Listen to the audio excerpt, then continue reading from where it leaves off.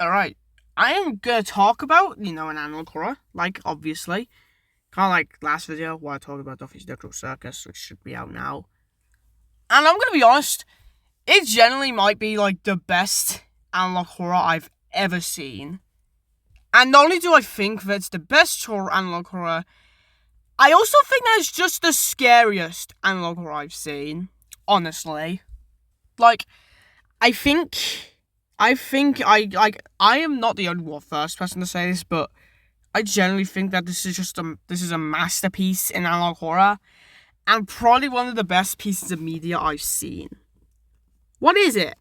Well, I'm gonna play, a good guessing game with you, and obviously you can join if you want, and yeah. So I'm gonna, tell which analog horror it is. Is it the Mandela Catalog? No. Is it FNAF VHS? No. Is it Angel Hair? Well, sort of. I actually don't know. Is that an analog horror? If it is, then I guess that's the best one, but not in this video. I'm not talking about Angel Hair in this video. I already had a video talking about that. And, yeah.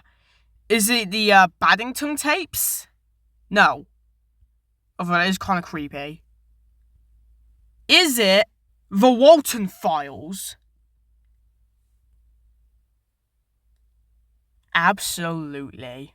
I'm gonna be honest, I generally think that, the Walton Files is, a masterpiece. I think it's generally the first, or second if you count Angel Hair, and best analog horror of all time. And I generally think that's actually really disturbing, in my opinion.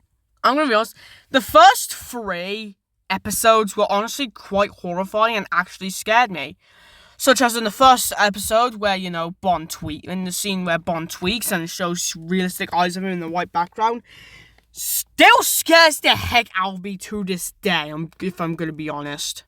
Lots of the second episode really disturbed me, like the scene where, Bond torn apart Shaw. The scene with the whole, the backpack part, for some reason, that scared the hell out of me. Bond just twisting his neck to stare at you. Creepy. And the third episode just being a 1 hour long of absolute horror. And the fourth episode having its scary moments. However, the reason why I actually wanted to make this video is purely because of one episode. And that is the 5th episode, which is obviously known as Faces of Grief. And I am going to be brutally honest when I say, this is honestly the best piece of analog horror I've ever seen. The story of the Walton Files 5 is pretty simple. It follows the character named Rosemary, who, if you don't know, possessed a Shaw animatronic, which is a sheep. And she basically just goes over the stages of grief, like denial. And she shows that by making bloody art of characters. And in the lore, she was also known for making the animatronics, like the designs. And honestly, the first 10 minutes is creepy yet so good. And yeah. And it also just shows, in the 5th episode, it shows Jack Walton's actual character. He's not some sadistic killer. He's not possessed by Bond. He's just a generally supportive and good father. And I generally love that. Because in the first 3 episodes, it shows him as a cruel, sadistic person that should not be forgiven. But in reality, he's just a really soft guy. And you can see where he's going, because obviously Felix Kranken, the actual one that should be treated like Jack Walton, is the one that's being supported. And Jack Walton hates him, because if you don't know, obviously in the law, Felix Kranken canonically killed Ed and Molly, who possessed the Rocket Rabbit, and there's also the son and daughter of Jack Walton and Rosemary Walton, with Sophie Walton being the only one that's left, who, if you don't know, is I think the protagonist.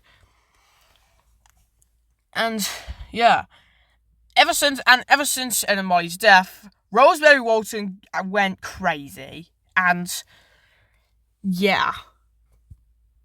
But eventually, one day, Jack Walton use a call to Rosemary, saying that he was saying in a weak voice that he loved Rosemary, implying that he either went unconscious or full on died. It could be any one of them. And Rosemary goes even crazier. With her going to the Bon's Burgers pizzeria, talking to the manager, and then eventually dancing with the Bon animatronic, who, by the way, is an absolute gem of a character. So, yeah. Eventually, Rosemary ends up in a lake, because... Oh, wait, no, I won't get to that scene yet. And then, eventually, Rosemary goes into an argument with Sophie, because Sophie just, played the tape of, of her marriage, and at first she was okay with it, but then, once it ended and restarted, she questioned why Sophie was doing this, and even sweared. And Sophie said that it makes her comfortable, and an argument like that, and they break the tape, and it also shows some kind of Shadow Wolf character. Basically, in the beginning, it's basically just an example where the wolf, who's the example Felix Kranken, kills the two kids, pretty much. It's basically self-explanatory. She ends up and then after that scene, she goes to a lake. Officer Derek, who it was a character, basically those scenes where, they were asked if they wanted to sue Felix Kranken, and Jack Walton said no. I think Rosemary went to, dip the red in and saw her children. Then Officer Derek then saved her. Rosemary, after choking Derek, decided to go to the prison cell. Now, she wasn't arrested, she was just, And that is where she actually meets the Bon animatronic. Well, not the animatronic, the human possessing Bon, whose speed of which I have absolutely no idea. I originally thought before the 5th episode he was actually Jack Walton, like a lot of people. But I don't think Bonnie's actually Jack Walton. I think he's some other person. I originally had a theory, but AI kind of shut that down pretty quickly, so yeah. Rosemary then was led to the pizzeria, and this is what was, in my opinion, the best part of the entire video. In my opinion. Rosemary basically just goes to the backstage, opens some kind of slide door or something, and meets Bon, the actual animatronic. And I love this scene so much. You know what's coming because of the fact that obviously Rosemary possesses Shaw. So you know she's gonna die. But instead of Bon outright killing her instantly, Bon actually comforts her. Which is probably for a taunting thing, but still. And Rosemary talks to Bon. And also the fact that Bon also holds the Rocket Rabbit, which if you don't know is the soul of Ed and Molly, and they're just possessing it. And Rosemary, still being insane, doesn't actually know that they're in need. I'm trying to tell Bon, calls for Ed and Molly, and then the Rocket Rabbit starts tweaking. The Bon Rabbit also talks about something like your canvas that's rotting and scribbled all over. That part generally disturbs me because it was kind of a reference to that scene in The Walton Files 2 with Bon looking at the screen saying you look beautiful until he stops at the middle of the screen. Bon does exactly that in that part, and I love that reference so much, man.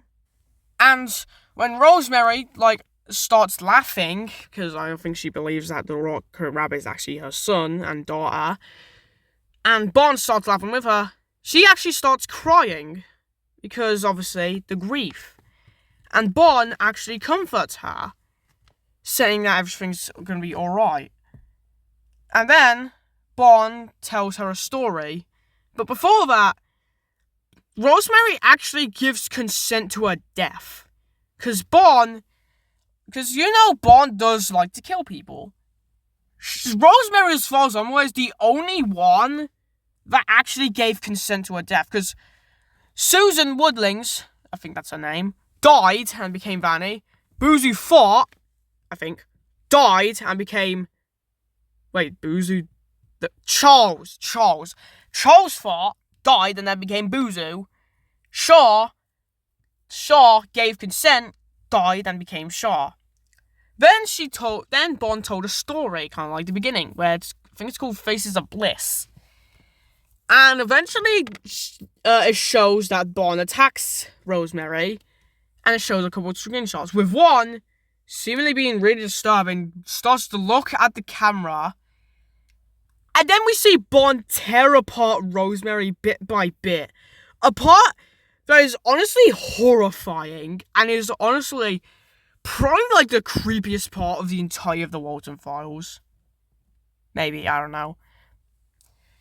And in the end, Shaw is the soul of Rosemary, because, yeah, Rosemary becomes Shaw. And, like, yeah, and it shows that she isn't happy being Shaw, probably because she wasn't expecting it. And that's the end. Overall, I would say a 12 out of 10. I genuinely thought it was so good, and yeah, I just thought it was good. But also because I just generally thought it's like it was a breath of fresh air compared to like the nasty stench we got in terms of other analog horrors like The Painter this year. So yeah, overall, masterpiece. I generally loved the Walton Files so much, and I generally think it is the first, or second, and if you count anywhere, best analog horror in history. Goodbye.